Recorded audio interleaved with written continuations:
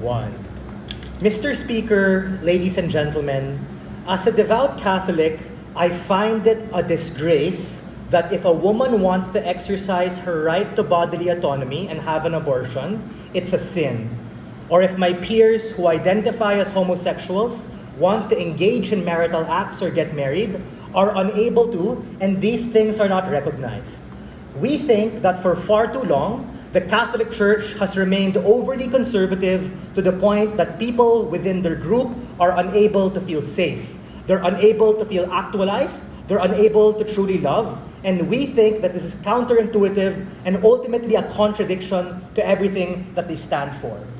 A few features of our model we think are relevant to this debate. Firstly, this is a value judgment debate with an embedded actor motion of the Catholic Church. What exactly is their interest? Two things. First, to grow in relevance over the next decades towards millennials and Gen Z, who largely have become increasingly secular and have lost faith in the Catholic Church as an institution. New members not wanting to opt in, or existing members who feel disenfranchised and pushed to the fringes who opt out. Secondly, swaying moderates who are on the fence about the Catholic Church, potential allies, ladies and gentlemen, because we think if the Catholic Church is truly as one, holy, Catholic, and apostolic as it is, for whatever that means, then they're going to be open to all sorts of people, given that they actually stand for that. Second thing, what is divine inspiration? It's basically saying that God had a hand in writing everything, from your four evangelists, Matthew, Mark, Luke, and John, to all of the prophets and people there were inspired by God. You did not write it alone. We think that this reinforces dogmatic teaching and ultimately leads to being unquestionable, ladies and gentlemen. That is precisely why you have harms such as women in the Catholic Church not able to get an abortion despite their ability to exercise their bodily autonomy. Not able to have contraceptions because these things are a sin, and as a consequence you have poor family planning and sex education in conservative developing countries like in the Philippines, for instance. And thirdly, disenfranchisement of minorities like LGBT who cannot be able to get married because when they get married or if they engage in sex, it's a sin and they're going to be damned for all eternity.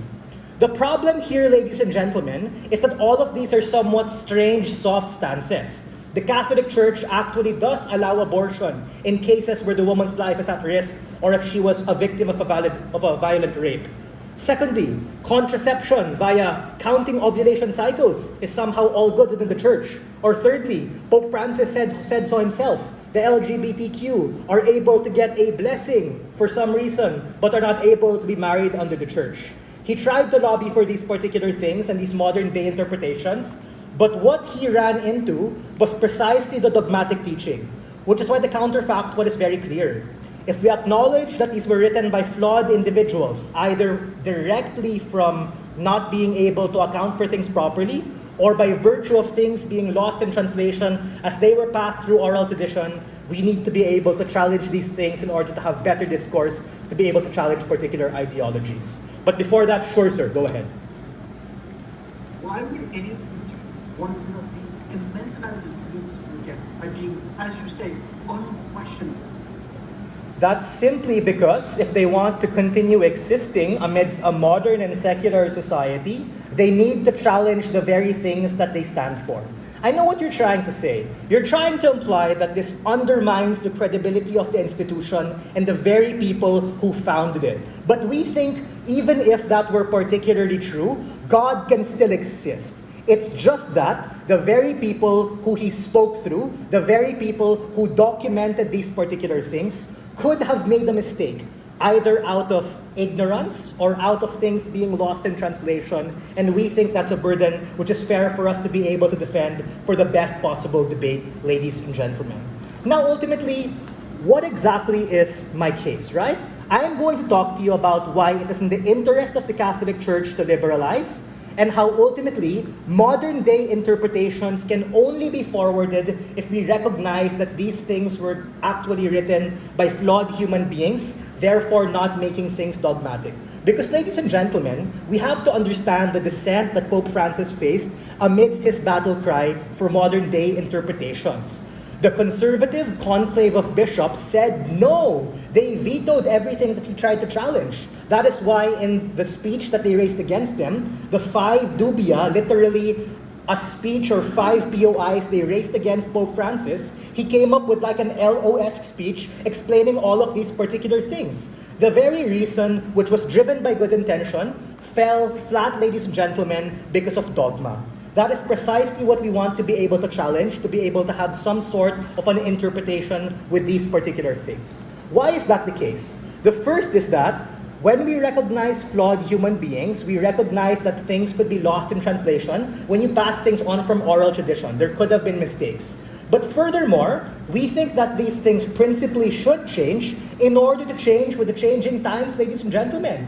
We live in a society wherein laws change. You have constitutional assemblies and constitutional conventions to be able to change democratic systems, to be able to change particular structures. The same way in the church, you have ecumenical councils like what we saw in Vatican II to be able to challenge particular things. That is why before, when they thought that all unborn babies would go to hell or be damned in limbo for all eternity, John Paul II in the Ecumenical Council redacted that and changed it and said, they go somewhere special, St. Peter's Garden. We think that these existing things in status quo are a principled concession that these things can change, and we think that we can further push these changes when we acknowledge that the people who wrote it were in fact mortal, could have made mistakes. Why does this not undermine the church, something that they might tell us? This does not undermine the Catholic Church because we think that God can still exist. People who are diehard Catholic, people who their side is going to posit, are going to be the most triggered, the most offensive, the ones foaming at the mouth when people who are liberal or progressive are able to enter the church, are the very people who we think, if we're willing to lose these bigots, then so be it, ladies and gentlemen. We open up the church to the majority of people who want these far progressive liberal values, and these very people who deserve to feel safe, deserve to be loved, and deserve to be in the comfort of their own religion. And for all of these reasons, we are very proud to open this debate.